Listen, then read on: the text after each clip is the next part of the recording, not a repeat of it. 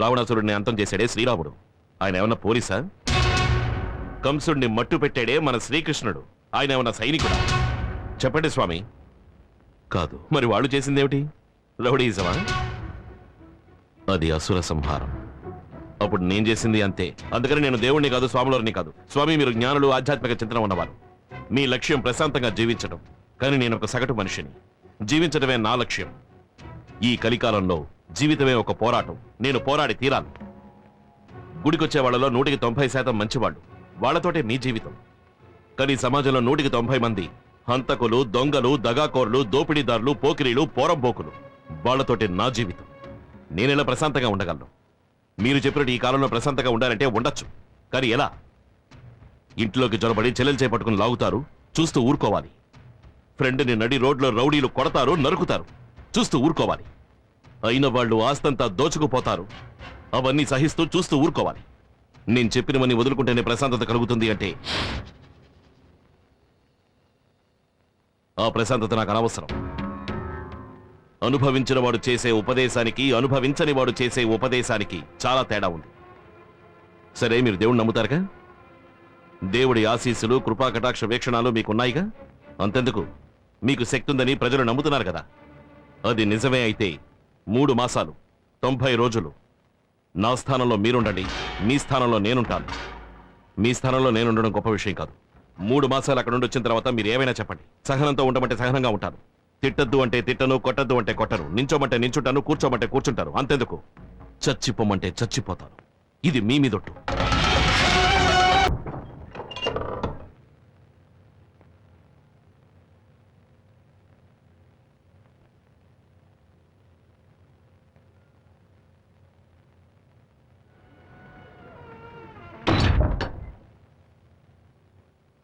ఎందుకు బాబు మీ అమ్మగారిని ఇబ్బంది పెడతావు? అయ్యో, ఆవిడ గురించి వదిలేండి స్వామి. ఎప్పుడు ఏదోటి సణుగుతూ ఉంటుంది. ఊళ్ళో సంగతులు అస్సలు ఏమీ తెలియవు. ఊళ్ళో సంగతులు నీకు అనవసరం. ముందు పెద్దవాళ్ల మనసు నొప్పించకుండా నువ్వు నడుచుకో. అందుకని సామాజిక స్పృహ ఉండకూడదని నేను చెప్పడం లేదు. ప్రతివాడికి సామాజిక స్పృహ ఉండాలి. గాంధీజీ హింసకు పాల్పడ్డారా? కత్తి చేత పట్టారా? ఎవరి మనసుని నొప్పించకుండా ఆయన దేశభక్తిని ప్రదర్శించారుగా. అందుకే ఒక సామాన్యుడు మహాత్ముడై ఈనాటికి జీవిస్తున్నాడు. సమాజం పట్ల నీకున్న శ్రద్ధని ఈ విధంగా చూపించు.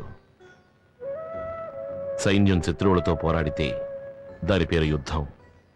ఒక పోలీస్ నేరస్తుడితో గొడవ పడితే దాని పేరు కర్తవ్యం. ఇప్పుడు నువ్వు గొడవ పడుతున్నావే, దాని పేరేమిటి? యుద్ధమా? కర్తవ్యమా? నేను చెప్తాను. రౌడీయిజం. బతికుండగా మనం చేసిన తప్పులకి చనిపోయిన తర్వాత మన ఆత్మ బాధపడకూడదు. నువ్వు చెప్పేది నాకు వినపడుతుంది, నేను చెప్పేది నీకు వినపడుతుంది. మన ఆలోచన కూడా ఆ దేవుడికి తెలుస్తుంది. ఒక మంచి మనిషికి చెడు ఆలోచనలు ఉండకూడదు. స్వామి, మనకి ఆలోచన ఒకటే, మాట ఒకటే.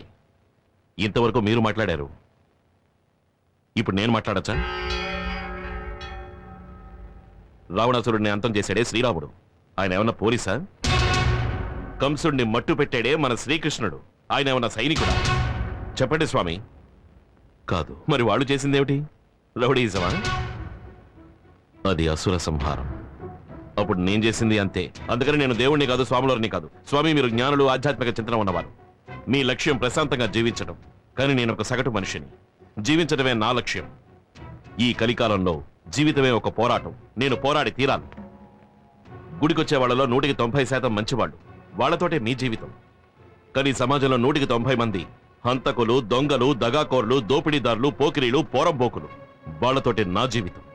నేనెలా ప్రశాంతంగా ఉండగలను? మీరు చెప్పినట్టు ఈ కాలంలో ప్రశాంతంగా ఉండాలంటే ఉండొచ్చు. కానీ ఎలా? ఇంట్లోకి జొరబడి చెల్లెలు చేపట్టుకుని లాగుతారు, చూస్తూ ఊరుకోవాలి.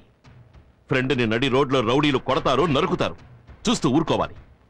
అయిన వాళ్ళు ఆస్తంతా దోచుకుపోతారు, అవన్నీ సహిస్తూ చూస్తూ ఊరుకోవాలి.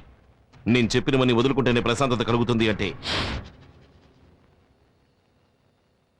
ఆ ప్రశాంతత నాకు అనవసరం. అనుభవించిన వాడు చేసే ఉపదేశానికి, అనుభవించని వాడు చేసే ఉపదేశానికి చాలా తేడా ఉంది. సరే, మీరు దేవుణ్ణి నమ్ముతారుగా? దేవుడి ఆశీస్సులు, కృపా కటాక్ష వీక్షణాలు మీకున్నాయిగా? అంతెందుకు, మీకు శక్తి ఉందని ప్రజలు నమ్ముతున్నారు కదా. అది నిజమే అయితే 3 మాసాలు 90 రోజులు నా స్థానంలో మీరుండండి, మీ స్థానంలో నేనుంటాను. మీ స్థానంలో నేనుండడం గొప్ప విషయం కాదు. 3 మాసాలు అక్కడ నుండి వచ్చిన తర్వాత మీరు ఏమైనా చెప్పండి. సహనంతో ఉండమంటే సహనంగా ఉంటాను, తిట్టద్దు అంటే తిట్టను, కొట్టద్దు అంటే కొట్టను, నించోమంటే నించుంటాను, కూర్చోమంటే కూర్చుంటాను. అంతెందుకు, చచ్చిపోమంటే చచ్చిపోతాను. ఇది మీ మీదొట్టు.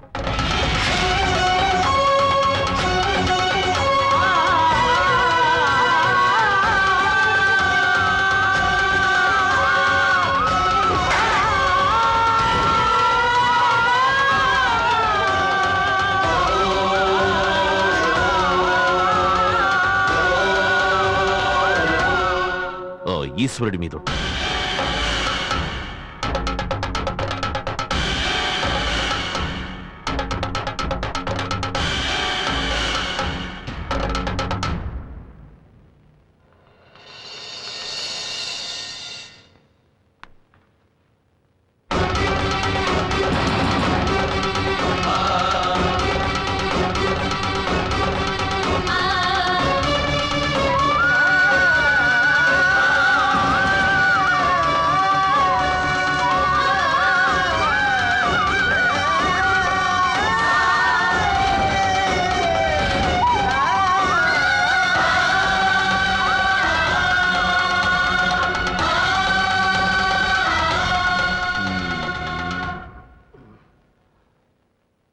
వెళ్ళి బయట ఉన్న మీ అమ్మగారిని పిలుచుకురండి. ఏంటి అలా చూస్తున్నారు? ఇంకో 3 నెలల వరకు ఆవిడే మీ అమ్మగారు. వెళ్ళండి. అమ్మా, స్వామీజీ పిలుస్తున్నారు, లోపలికి రండి. నన్నెప్పుడు ఏకవచనంతో పిలిచేవాడివి, స్వామీజీతో మాట్లాడిన 5 నిమిషాల్లో నీలో ఎంత మార్పు వచ్చేసింది. స్వామీజీ మహిమ. రా. అరటికాయలు ఇవ్వండి. చూసి కాస్త మంచి కాయలు ఇవ్వండి. ఏమయ్యా ఈశ్వర్, నువ్వు ఏనాడు ఈ మార్కెట్ లో అడుగు పెట్టిన వాడివి కొత్తగా అరటికాయలు కొనడానికి వచ్చావు? నమ్మలేకపోతున్నానయ్యా. నీ బోర్డు నమ్మకాన్ని తీసి పక్కన పెట్టు. ఇప్పుడే మా అబ్బాయి మారి నా మాట వింటున్నాడు. నువ్వు వాడిని బాగుపడినిచ్చేలా లేవే. కాసిన పచ్చిమిరపకాయలు ఇవ్వు.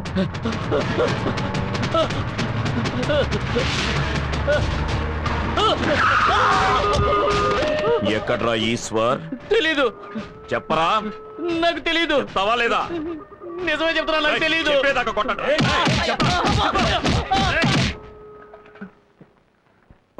వెళదాం పదా. వెళ్ళండ్రా, వెళ్ళి లోపల ఉన్న వాళ్ళని ఈడ్చుకురండి.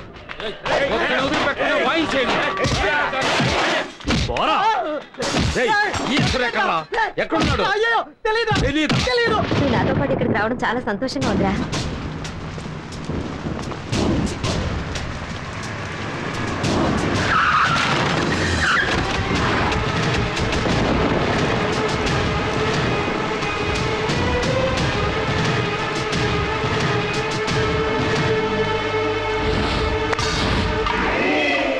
పోటుగాడిని ఇక్కడికి లాక్కురండి.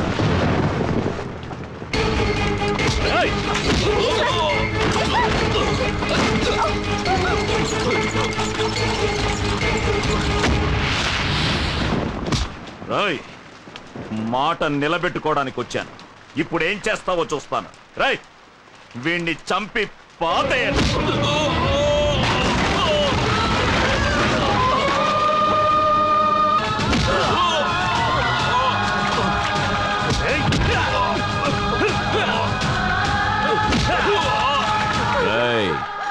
వాణ్ణి ఒక్క వేటుతో వేసేయండి.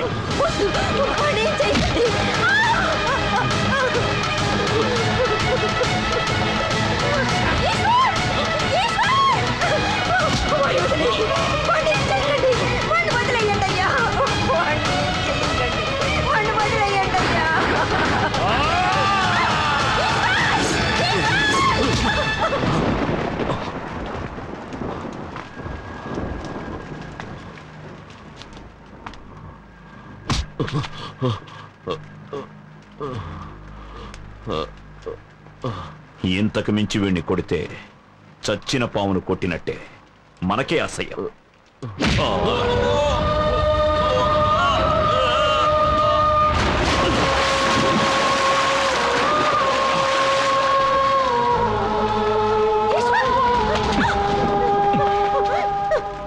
నీ కొడుకు ప్రాణాలు నీకు భిక్షగా వేసి వెళ్తున్నా. ఇక మళ్ళీ వాడు నా జోలికొచ్చాడో నీ కొరివి పెట్టడానికి నీకు కొడుకుండడు.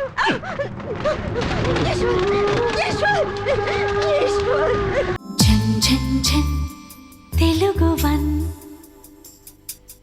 రమ్మంది తెలుగు వన్.